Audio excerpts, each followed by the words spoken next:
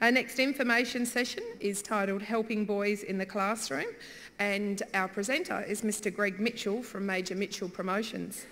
Greg Mitchell is a teacher. He has been teaching for over 30 years and still suffers from enthusiasm. Greg now teaches in schools all over Australia, demonstrating the type of teaching practice that keeps all students engaged, enthusiastic and positive. Greg has 3 children of his own and 8 grandchildren as well, and understands education from the outside in. He presents workshops which are dynamic, insightful and sometimes just plain fun. Greg's aim is to involve everyone in the process of making school a great place to be. Delegates and guests, please make welcome Greg. Thank you. How can you follow that? How awesome is that? You always get upstaged by the kids. Good morning, everyone. Good morning. That's called a greeting. And to me, it's the biggest single test I do in a school. I work in schools all over Australia, and I can tell good teachers by just walking in the room and sniffing. I just walk in and look and go, and you can tell a school. Because if you walk in and go, and they will look back at you and go, they're good, they're good. The ones I hate is when you go, and they go, and then you hear them say, who's the dick with the tie? Because as soon as you turn up in Australia, you've got a problem. If you want to be excellent in Australia, someone's going to put you down. You notice that? Olympic swimmers miss by that much and they're called chokers. You know, we're really good at this. And all you have to do is walk into a high school and smile at a kid and you'll find out.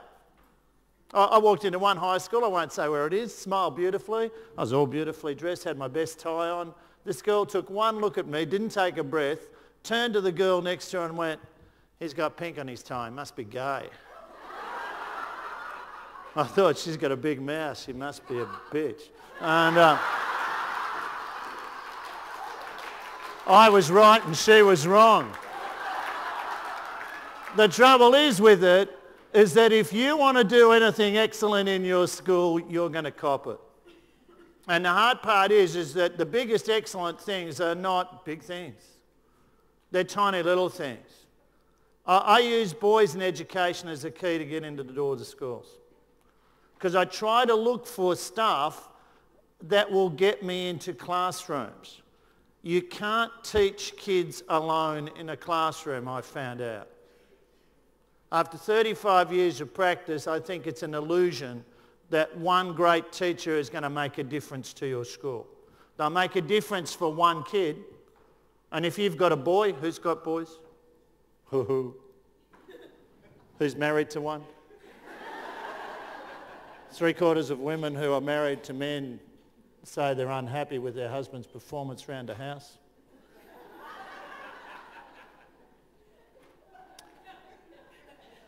We've got to lift the game, blokes. The trouble is with it is that when this happens, when I look at it throughout schools, you'll know that they will do millions and millions of dollars worth of professional development on curriculum. And our research shows us that it improves schools by about 1% over 50 years. But you know, if you get your kid in the right teacher's classroom, it makes a huge difference, doesn't it?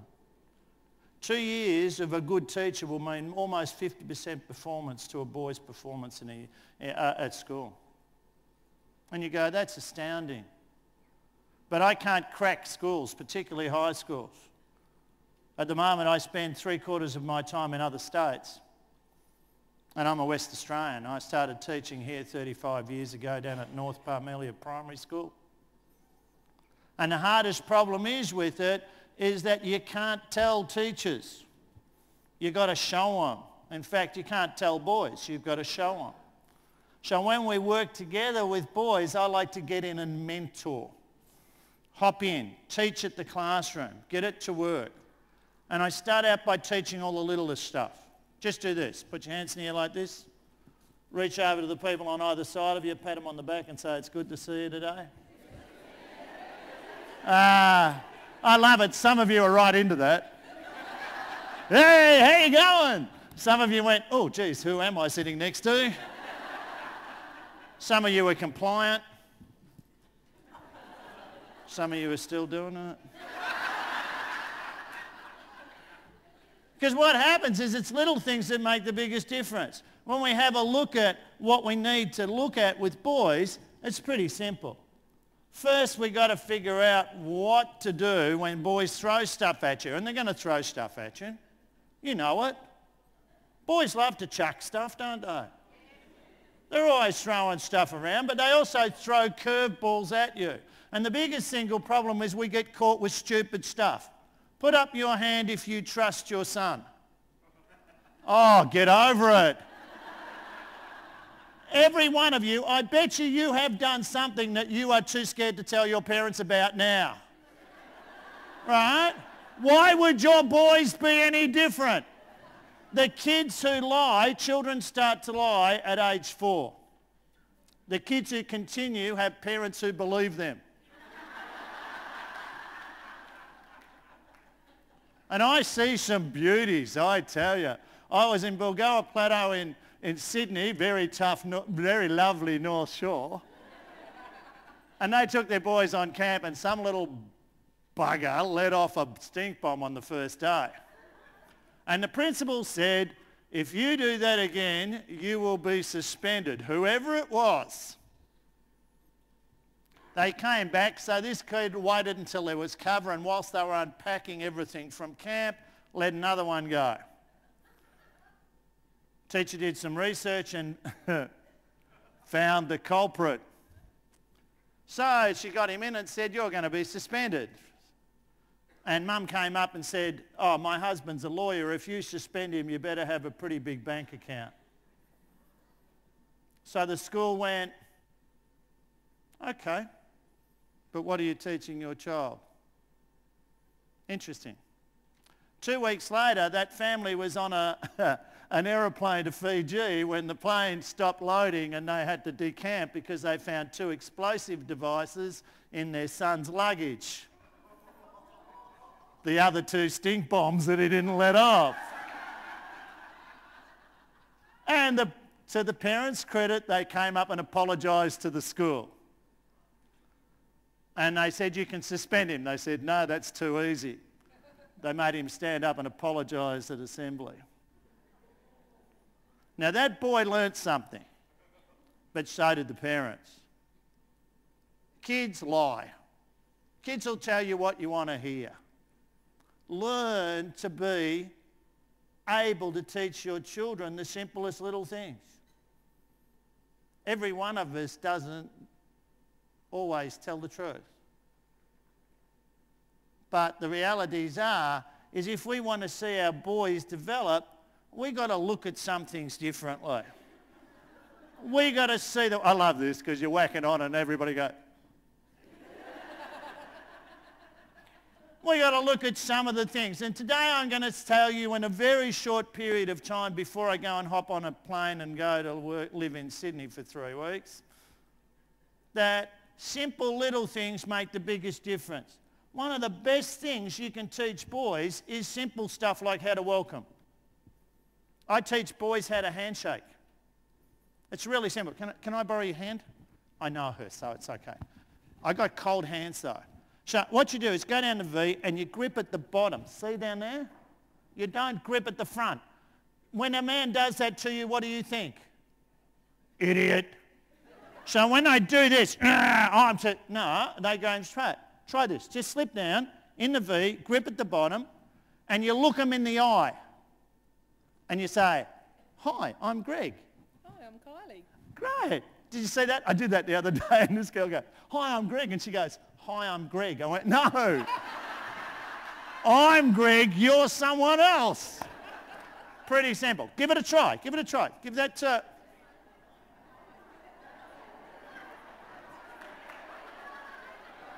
Now, I love this because once you do it, you go, that's a good handshake. And it feels good. I learnt this at a very posh boys' school. Anglican Boys Church Grammar School in Brisbane, Churchy. It's one of those schools you walk in and go, what's that smell? Oh, it's money. 1,600 boys in this school, absolutely lovely school, but they teach every boy from when they're 4 how to shake hands. You know why? They're leaders. They teach their kids how to walk into a room, say, "G'day, I'm David, how are you?" Next week after I first learned that, I'm in Port Hedland. I'm down there in South Hedland with all the little fellas. And I love little fellas. I love Aboriginal education. It's the best education in the world. Any black fellas here, I'm with you. Anytime. And when we do this, it's awesome. Because here's a little guy standing up and I have to say, look, Aboriginal ways, side on. Respect is looking down, soft handshake. Who gives all the jobs away in this town? White fellas. You're only going to miss out on a job. I'm not going to put your culture down, but I want you to get a chance. So if you're going to have to deal with a stupid black fellow like me, big suit, pink tie, very handsome.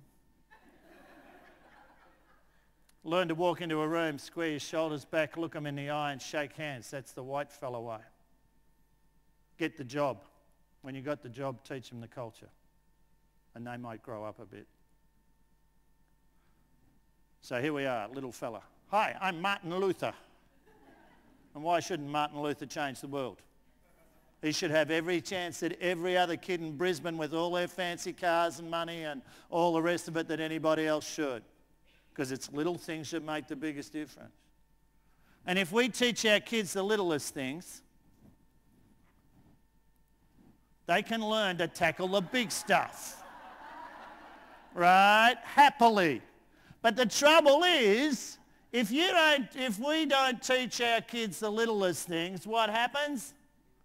Big stuff kills you. Now, I'll tell you something about boys. See this boy held upside down by his crotch by a sumo? This is the best day of his life. Because sumo in Japan are like gods. And if he lived through the tsunami, guess what? He'll be telling his grandkids to the day that he dies that this is the best day I ever had. And that's often the problem with boys, because they love stupid stuff. You know that bit where you say, if he jumped off a cliff, would you? The answer is yes. Yeah, mate, he jumped off a cliff, he landed on his head, he broke his arm. I got it on YouTube. Do it again, man. If you don't, I will. The trouble is with it, our boys are seeking initiation, and they do it through stupid stuff. They do it by trying to prove they're not scared when they're absolutely freaked out of their brains. They put each other up to stuff, and they lie to you about it. It wasn't my fault, it was Gaza, Hazza, Bazza, Lazza. It was somebody else's fault, but it wasn't me. And when we look at it, you might look at this and we have the universal cry, it's not fair. It's not fair that they should have to do that, and it's not, well, life's not fair. At the moment, what's not fair is thanks to things like NAPLAN and my schools, I find schools keep getting pushed into the middle.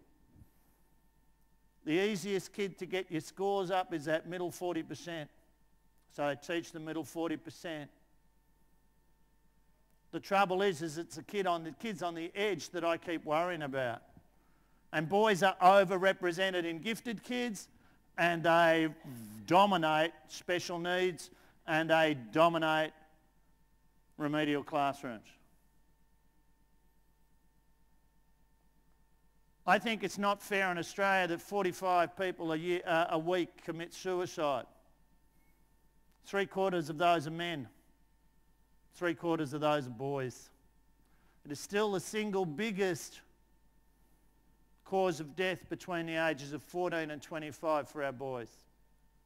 And our peak times, we're losing one boy per state per year, per day, per week. One per state per day. When we look at that, that's not fair. It's not fair that boys, when they come to school, their performance starts to separate at about age 8. Who's got an 8-year-old? Yippee!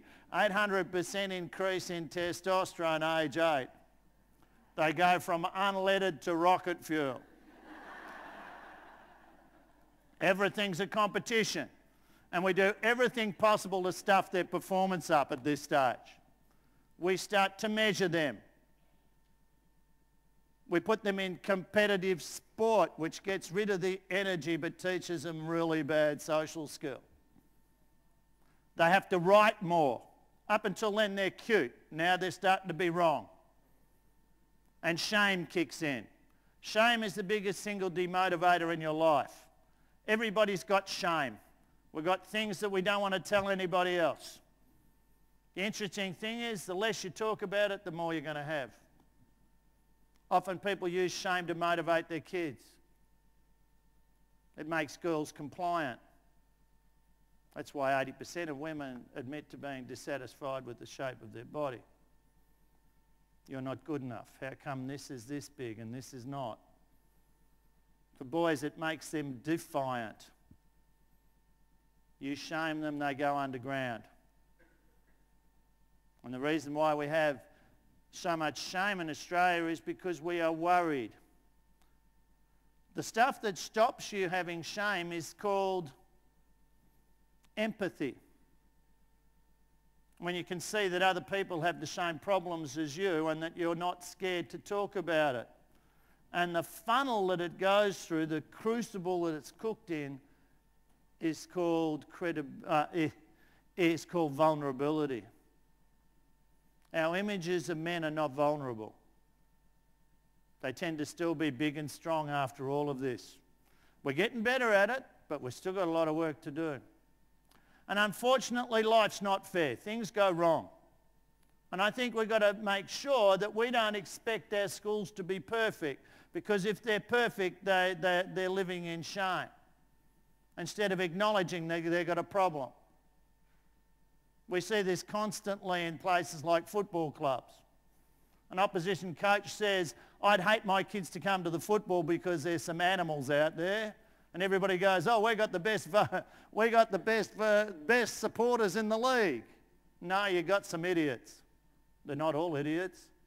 Sort the idiots out though, because those idiots are the ones that stand out and the ones that kids copy and the ones that boys love because they're jumping over the cliffs. The truth is that when we look at these things, we've got to learn to challenge these things and say, yeah, it's not all of them, but there needs to be dealt with some issues and set some boundaries for it and give our kids some good role models. The funny thing about this is that life isn't fair. People leave you, things go wrong, people die, things go wrong. I teach boys and girls this awesome little sign. Do this, put your hand out like this. You ready? Everybody, right hand. And then say the words with me. Here we go. Get over it, princess, right? Life's not fair. Life stuffs up. If life was fair, let's face it, Elvis would still be alive. And he'd look like that. How gorgeous is that? And all of those impersonators would be dead. Now that's disgraceful. Hang on, I'll just cover that up. And the problem is with shame is once I've covered that up, you can't stop thinking about it. And the worst thing you can say to your kid is don't. Don't hit your brother. Oh God, here we go again. You ever done that? Oh, look, don't cry when you're in the oh, here we go. If I said to you, don't think about elephants, you got a problem. If I give you more details, it gets worse. Don't think about grey elephants in pink bikinis, right? Don't think about grey elephants in pink bikinis bending over in front of you. It's disgusting. I told you not to. We do this all the time with boys. I saw a principal in Kingaroy stand up on the first day of school and say, I don't want anybody smoking behind the gym this year. And all the year 8s went, behind a gym, I'll check that out. I saw a bloke in a drug ed workshop saying, I don't want anybody making a bong out of these plastic bottles. And by the end of it, every year 9 knew how to make a smoking implement, which wasn't the point of the lesson. Watch out for don'ts, right? And when we look at it, it's pretty easy. We want to welcome every single kid and every one of you to the best year of your learning life. You know why? It's the only one you got. And often the stuff that's bad and hurts teaches you the most. My biggest shame as a kid was that I couldn't write. I have trouble. It goes in okay. I'm an okay reader, but I'm a really bad writer. It took the Vietnam War to get me to university because we could get in for free. How cool is that? Gough Whitlam was an awesome man. He brought me home before I got shot, and he got me into university for nothing. And I get into university, and the first thing they say is, you've got to write. And I went, oh, God, I've got a problem. Haven't written anything for 7 years. I'm just here because it sounds great. And they said, they didn't say get over it, princess. They said, here's a dictionary, learn. So I had to learn how to write. It's hard work, particularly if you haven't picked up a pen for about 7 years. And I'm sitting there, and luckily in the first week or so after I failed my first science assignment, they asked me to write a kid's story. And I went, I can write a kid's story. So I wrote a kid's story. And I went, that's an awesome story. You should get it published. I went, what? Turn it into a book? They said, yeah. I said, why? They said, you get money if you turn it into a book. I went, cool, I'm doing that. And you've read my books. I bet you've had some poor darling bring home about 20 years ago a reading book in year 1 called Going Shopping or My Car or Our Grandpa. Hundreds of thousands of copies all over the world. English versions, American versions. Not bad for somebody who can't write. But I'm like most of our boys. They need to grow up a bit. You get out and see the world. I reckon year 10 should be a gap year. Take them out and let them live a bit. See what real work's like and go, gee, school's not bad. When you look at it, most of the time we've got to develop teaching and learning that works on how do kids actually grow, not what do we have to force into them so they can spit it out at some stupid exam and then get called smart and then go to university and only 1/4 of them finish the course they've been fighting for years to get to. It's a stupid system. And what we need to look at is basic little stuff. Now the world has changed a bit. That's me in year 1. Upway is a little country town in the Dandenong Ranges outside of Melbourne. Awesome place to be born in, raised in and leave. And when I was a kid, we could be a bunch of kids who could run up and down the street, run into each other's houses, eat each other's biscuits, totally unsupervised. My dad, I'll show you. I'm not in the first 2 rows though, I haven't changed that much.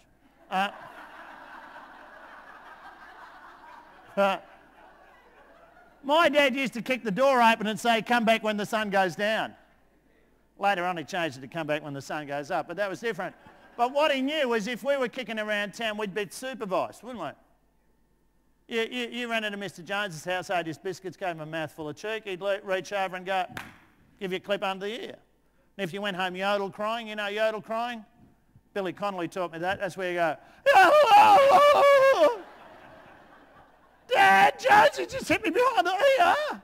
If I said that to my father would reach over and go and hit me under the other ear, and then he'd say something like, you must have deserved it, son. And he was right. Because in those days we had a set of rules called manners. And manners were the same in my house as they were in your house, as they were at school, as they were down the street. So when I was down the street and I went into Mr. Bell's grocer's shop and I called him by his nickname, Dinger. old Dinger would come from behind the counter and hit you. And he'd say something like, take that home to your dad. And you wouldn't, because your dad would hit you again. And you couldn't get away with anything. You couldn't sin. I tried sin, smoking cigarettes and playing snooker at the Fire Brigade Hall. I chewed about 16 pieces of PK chewing gum on the way home, washed my hands in every puddle, and we had puddles. And we walked in the door, took one look at my mum, she folded her arms, rolled her eyes and went, you've been smoking, haven't you? I said, how did you find out? She said, a little bird told me. It wasn't a little bird, it was a fat old bird who lived next door. Mrs. McConaughey, she's gone, Mitchell kid, Pearson kid. Who else is there? I'll dob them in. We didn't even have a phone in our house in those days. God knows what Mum would have done with a mobile phone. But if you've got a kid these days running up and down your street threatening to run into your house and eat your biscuits, guess what? You're called Neighbourhood Watch, yeah. And if somebody ran in, if they gave you a mouthful of cheek and you just leant over and gave them a little love tap, you could count on at least 3 phone calls, couldn't we? One from their parents going, what do you think you're doing to my child? One from the police saying, you have been charged with assault. And if you're really unlucky, you'll get a slick lawyer from town give you a call going, well, this child has been psychologically scarred and we can come to a deal on the damages. Because times have changed. And the biggest problem with times have changed, back here, boys did well at school. What's the difference? Yeah, we've stopped trusting each other and we trust our kids, which is insane. It should be the other way around. But we've got to build communities. We've got to move gaps. And we've got to remember that little things make the biggest difference. Can you find me on that photo? A lot of people want me to be this kid. I wish I was that kid. He grew up to be 6'5" tall, had hair down to his butt, used to drive the best ute in all of Phillip Island, could surf like a god and girls loved him. I wasn't that lucky. That's me here. Oh, yeah.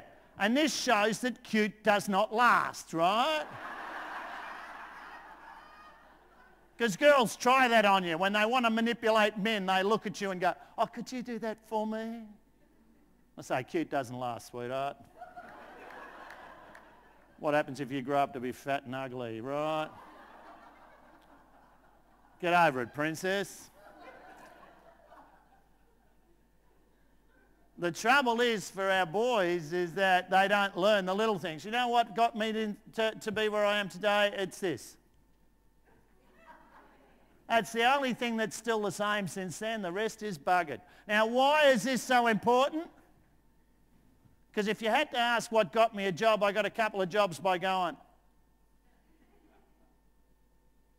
If you had to ask me how I learned to get through at school even though I couldn't write, I learned to do this to teachers.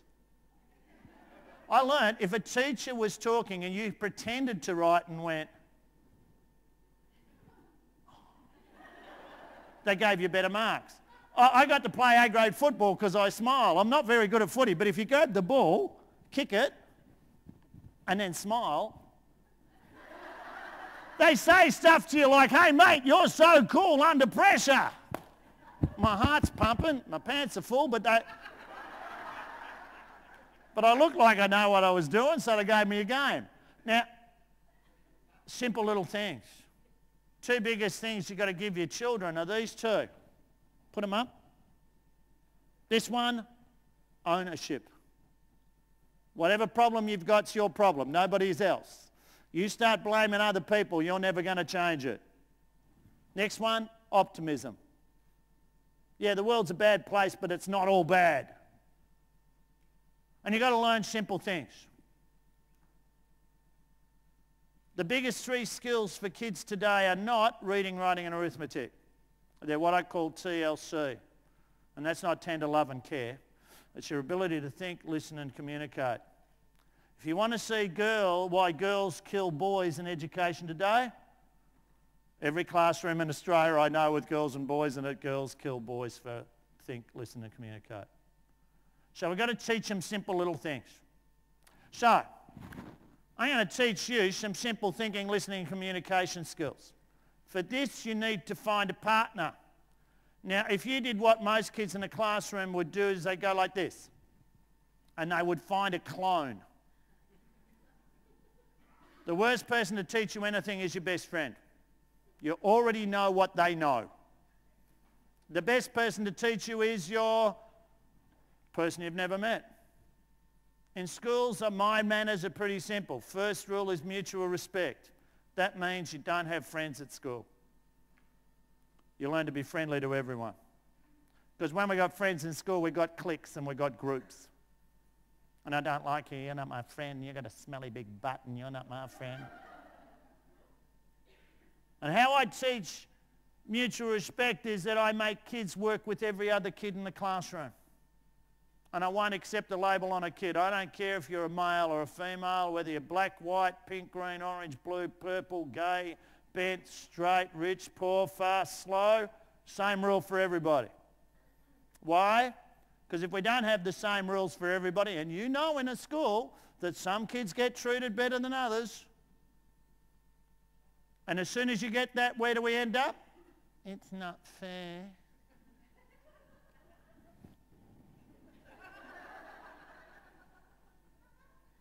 My dad used to say, rub it with a brick, you'll be fine. Now, how I want you to find a partner is pretty simple. There's three ways I could group you. I could group you could group you, or God could group you.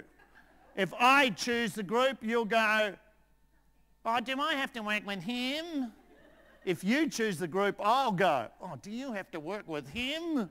And if God chooses the group, you'll go, my God, why have you forsaken me? Because you might end up with a dud. Excellent. I say to kids, if I put you next to somebody else and they hate you, and you learn how to get along together, world peace. Start small, think big. How much time is taken up in schools with, do I have to work with him and he's sitting in my thing?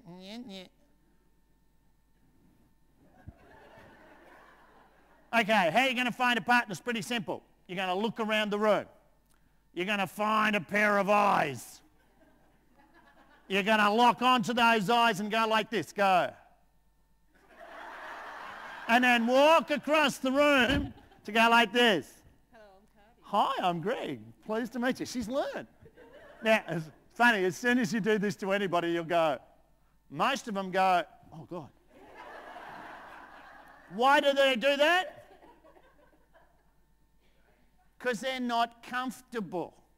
I don't care if you're comfortable.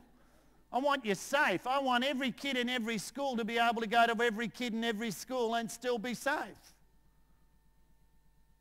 But that means I've got to make you uncomfortable. It's not my job to make you happy. Our children today are happiness junkies. You do some research when that photo was taken. If you asked our parents, what did you want for my kids, they would have said three things. My dad would have said, I want him to be hardworking, I want him to be respectful, and my mum would have kicked him and said, and compassionate. Caring would be the issue. You ask 90% of your parents today, what do you want for your kid? Want them to be happy.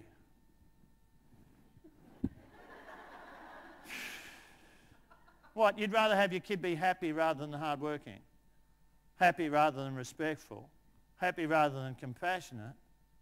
You can't make your kid happy. Once your kid figures out, it's your job to make me happy. Here's a machine gun. Go and shoot someone, sweetheart. Because every time they need things, they just get unhappy. And we've got an epidemic of depression in Australia. It is the one disease, though, that women suffer more than men. 15 top diseases in Australia, men get them all more than women. Depression,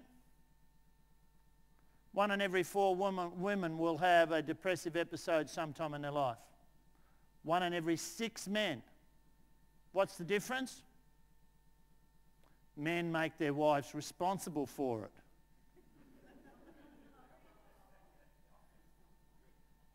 and men can't cope. What do women do? Talk. Depression is when you get caught in the cycle. You can't turn the bad thoughts off. What do men do? Sulk. Men are good at sulking. I say to my wife, I'm going to sulk for half an hour, then you can apologise. Then I duck. Because I've been married for 37 years and I know it doesn't work. She tells me to rub it with a brick and I have to. The trouble is with it, is when we look at that depression, that would not be a joke except, it would be a joke except boys commit suicide more than girls. Guys use guns, ropes and cars, and if you live in the country, you're scared to death. Girls use analgesics because they don't want to die ugly. I'm not joking. Girls comes out as a cry for help, boys are final. They write dumb notes like, I'll see you later. When we look at this, it comes down to simple stuff. Teach your kids how to communicate. So, right, you ready? Now, look around the room. Now, watch it. You might go like this. And then they'll go, yeah, g'day. If that happens, you stand up and go, and you're looking around for somebody else who's going, because they're your partner. Everybody must shift, because you know, if I keep adults sitting still longer than 25 minutes, their minds turn to sexual fantasies. Boys take half this time. Who's got a 16-year-old? 16-year-old boys can generate a new sexual fantasy every 25 seconds once they get going. You don't want them to get going. That's why they don't finish sentences. So next time you're talking to your husband and he goes, what was I just talking about? You'll know that he's off with more than just the fairies, right? Okay, look around the room. Find a pair of eyes. Everybody shift. Then go and sit with them. Off you go. What's my closing time?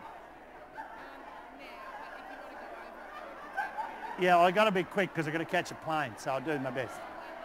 But what I'll do... We're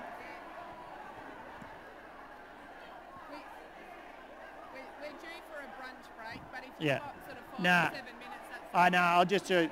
I'll wrap it in 5. all right. No worries. Okay, those are there for people. Yeah, I'm just going to grab some water.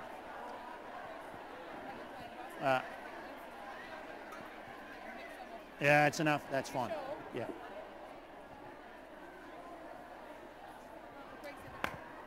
Okay, take a seat. Sit down.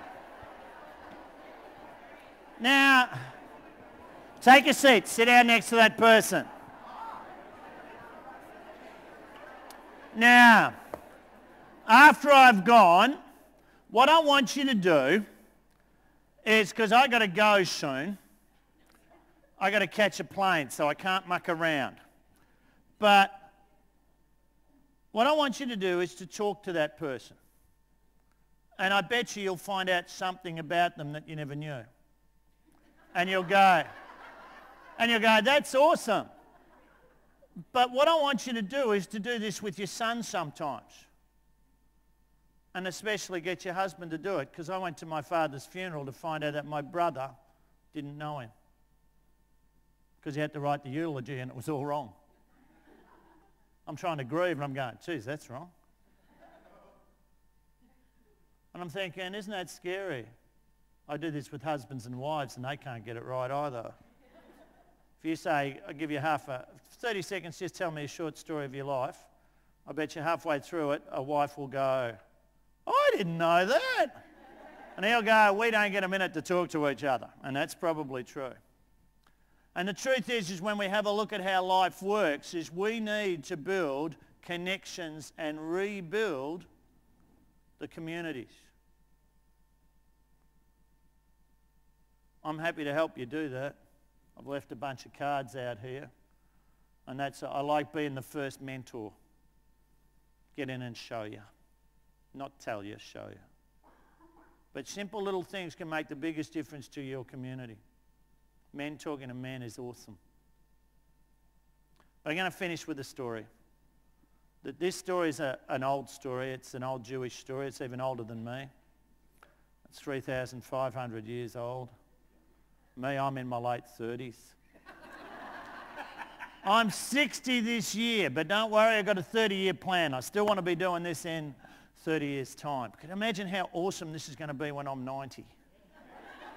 And I've actually got the hang of it by then. I'm going to tell you a story. This is an old story, and it goes like this. This is my trip to fame.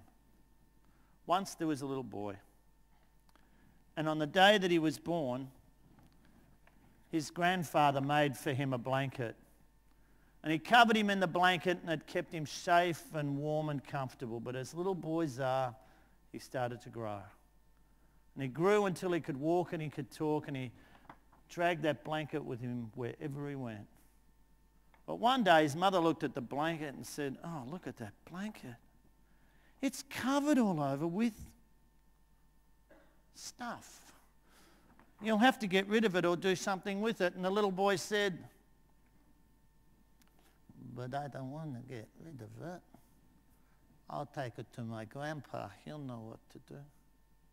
So he took it to his grandpa, who picked up the blanket and he folded it. And he picked up his scissors and he snipped it and he snapped it and he stitched it and he sewed it. And he said, "Hey, look, there's just enough material to make for you a coat." And the little boy put on the coat, and it kept him safe and warm and comfortable. But as little boys are, he started to grow. And he grew until he could walk, until one day his mother looked at him and said, "Look at that coat. It's too small for you. You'll have to get rid of it or do something with it." And the little boy said, "But I don't want to get rid of it. I'll take it to my grandpa. He'll know what to do." So he took it to his grandpa, who folded it, picked up the scissors, snipped it, snapped it, stitched it, and sewed it, and said, "Hey, look, there's just enough material left to make for you a vest." And the little boy put on the vest, and it kept him safe and warm and comfortable. But as little boys are, he started to grow. And he grew until one day his mother looked at that vest and said, "Look at that vest. It's too short for you. You'll have to get rid of it or do something with it." And the little boy said, "But I don't want to get rid of it. I'll take it to my grandpa. He'll know what to do." So I took it to his grandpa, who folded it, picked up the scissors, snipped it, snapped it, stitched it, and sewed it, and said, "Hey, look, there's just enough material left to make for you a tie." And the little boy was just going to school, and the tie went with his school uniform, so he tied it on and he wore it every day. But as you know, ties aren't the best things to wear to school. And one day his mother looked at the tie and said, "Look at that tie. It's covered all over with stuff. You'll have to get rid of it or do something with it." And the little boy said, "But I don't want to get rid of it. I'll take it to my grandpa. He'll know what to do." And he took it to his grandpa, who folded it, picked up the scissors, snipped it, snapped it, stitched it, and sewed it, and said, "Hey, look, there's just enough material left to make for you a handkerchief. A very small handkerchief." And the boy took his very small handkerchief and he put it in his pocket with his very small rock collection. And he kept it there every day. But after a while, even he had to admit it was worn out. So he took it to his grandpa and he said, "Hey, Pops, what can you do with it?" And the grandpa folded it, picked up the scissors, snipped it, snapped it, stitched it, and sewed it, and said, "Hey, look, there's just enough material left to make for you a button." And he made it in the shape of a heart because he loved him so much. And the little boy took the button and he put it on his pants to keep his braces up. And everybody said, "What a cool looking button that is." But one day it split in half. And it was gone. And his mother said, "Hey, look, you've lost your button." And he went, "Oh no, I'll run to my grandpa. He'll know what to do." And he ran to his grandpa, and his grandpa said, "There's nothing I can do. It's gone." So the next day the little boy went to school, and he picked up a piece of paper and he looked at it and he said, "Hey, look, there's just enough material here to make for you all a really good story." But that's not the end of the story. That's just the beginning of the learning. Because what you've got to learn, hang on, is that whilst life seems to take things from you, it teaches you stuff. Every single thing you lose teaches you what's there to gain. And this may look like junk, but it's not. Because here is everything you need to teach your children, particularly your boys, what they need to grow up. You see, there's a pair of legs. Because kids have got to learn how to stand up for themselves. They've got to learn how to make their own journey, and they've got to learn how to go their own way. There's a pair of arms, because every kid needs to know how to lift some heavy weights and how to do some hard work. And they've also got to know how to hug and cuddle and hold. And there's a blanket, because everybody's got to be kept safe and warm and comfortable sometime. And there's a pair of scissors, because being smart's not just knowing stuff, it's learning to do stuff with what you've learned and to make things too. And there's a tie, because everybody's got to get dressed up sometime and create a good impression on someone. There's a great big smile. Because as you know, as I've just told you, that might be the most important part of you. And there's a good strong nose to help point you in the right direction and help you smell when things are bad. And there's a pair of eyes, because we've got to learn to see the world clearly, to see the new.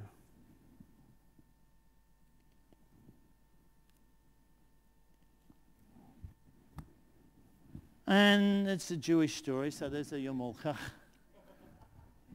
I think in cap to remind you to always use your brains and always think first. But last of all, but most importantly, there's a heart. Because if you don't put your heart into your life, no one can put their heart into you. Now that's a good story.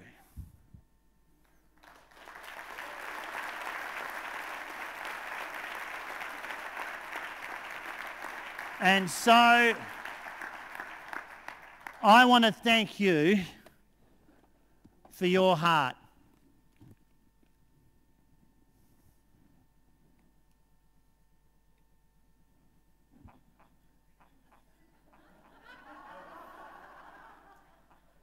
I want you for being the heart of your school.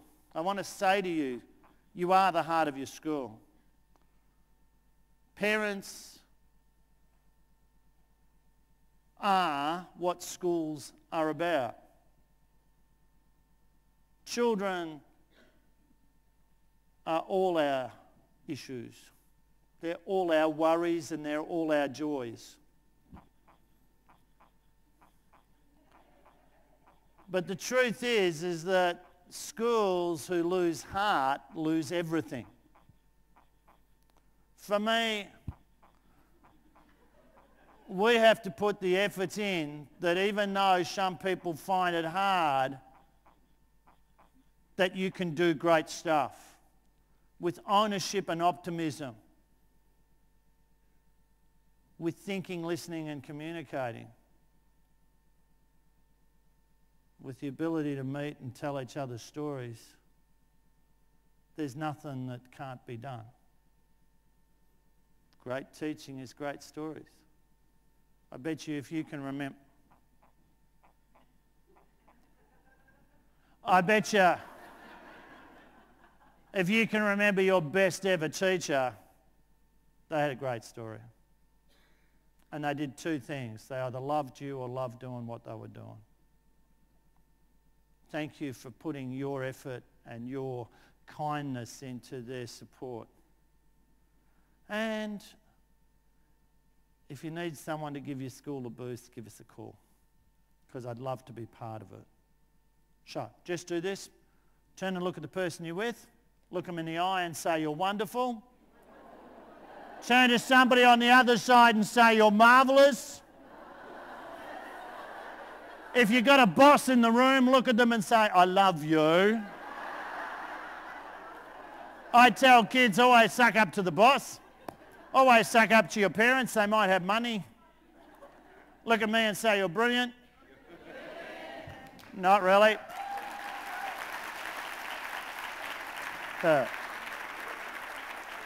First thing you got to learn to give the compliment. Next thing, learn to receive it. So next time someone says to you, you're wonderful, don't go, what do you want? Say thank you, because God don't make no junk, and every single one of you is awesome just the way you are. Thank you.